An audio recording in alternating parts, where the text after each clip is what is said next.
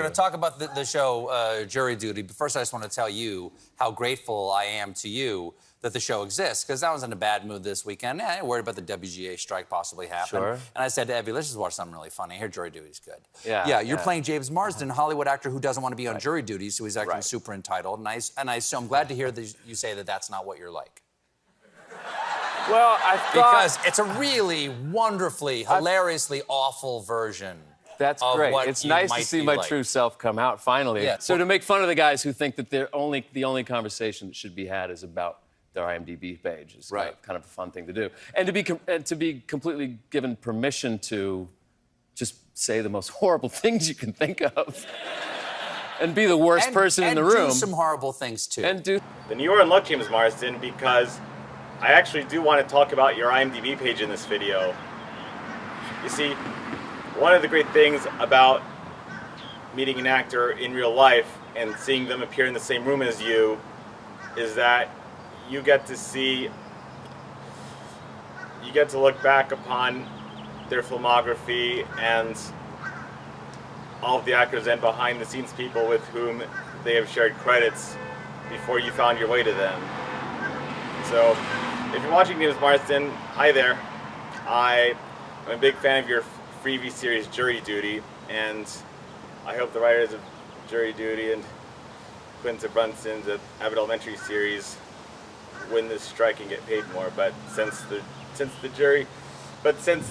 Jury Duty writers left most of the script to the actors' improvisation skills,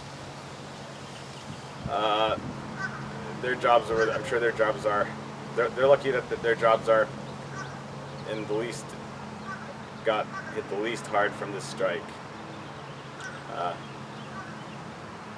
But yeah, that's what I do with, looking back on what other actors have crossed paths with actors I've seen in real life. That is what I like to do now with the IMDb pages of Seth Meyers, John Oliver, Quinta Brunson, Courtney Barnett, Stephen Colbert, James Marsden, Joyo, the singer. I can't remember how to pronounce her last name. I only remember her last initial. And all the voice actors and writers that I've seen in person, from Littlest Pet Shop and My Little Pony Friendship's Magic at the Baltimore BronyCons from 2017, 2018, and 2019.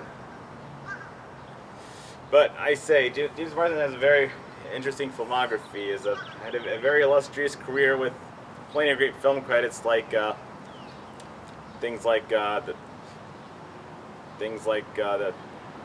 X-Men film trilogy, where he played Cyclops, The Notebook, Hairspray, Superman Returns, and he's also had some minor television credits and things like. He's also had short television credits in Second Noah, Ally McBeal, 30 Rock, and Wander Over Yonder, which is very interesting to me because, Jack McBrayer plays Wander, and James Marsden already knew Jack McBrayer from acting with him in 30 Rock, so. And what's also funny about him playing Brad Starlight as a character in Wander Over Yonder, Brad Starlight is this egotistical man who thinks he's the hero when he actually is not good at being a hero. So he's very much like an animated version of the type of character that James Marsden plays in Jury Duty. Who's really full of himself. But I'm happy to see that James Marsden is not yet like that in real life. James Marsden, the real reason why I liked seeing you in person on The Late Show with Stephen Colbert is because for 3 times in 3 different film properties, you are already living my dream of wanting to star in a live-action animated hybrid film, and you have also been very lucky to have worked on both sides of the hybrid equation, because you play one of the animated characters who becomes live-action in Enchanted, and you played the main live-action human characters in Hop and Sonic the Hedgehog, who become the essential human companion to the main animated character, Eevee, played by Russell Brand, and Sonic the Hedgehog, played by Ben Schwartz. And I really liked seeing Kaylee Cuoco play your character's sister in Hop. That was nice too. I'm very sorry that I found Hop to be a forgettable movie. It's a very good movie. I definitely love to love to watch it again because of you and Kaylee Cuoco, and especially and Hank Azaria, who's had the great fortune of playing an animated villain, playing the main animated villain of Hop and the main live-action villain of the Smurfs in the same year, in 2011. And he's also one of the 6 primary cast members of The Simpsons. So it's very nice to see him getting further acting credits outside of The Simpsons.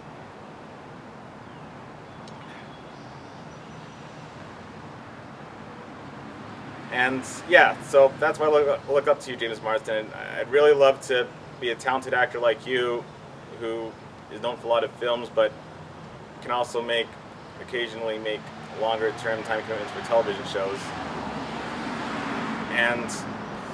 And because because you are also, and because because I want to star in live-action animated hybrid films like you have. In multiple live-action animated hybrid films. And because, well, I wasn't a big fan of My Little Pony New Generation, and I have an earlier video talking about Mage for Your Makrishnan that touches on why I don't think Generation 5 My Little Pony will really drum up the interest for further BronyCons like Generation 4 series has done in 2010 through 2019. I still really liked your performance of Hitch Trailblazer, and I believe he was the best part of the film. And, if they ever hold a Sonic Prime convention in a northeastern state or city like Boston or New York City or Maryland, someplace to which my mom can drive from Pennsylvania, I would really like to, if there was a Sonic Prime convention, that would be a great way for me to get in touch with My Little Pony voice actors I haven't seen yet, like Ashley, who work at that show, like Ashley Ball, Shannon Chen Kent, Kazumi Evans, or Vincent Tong. But I'd also love it if they welcomed in James Marsden and Ben Schwartz to join them because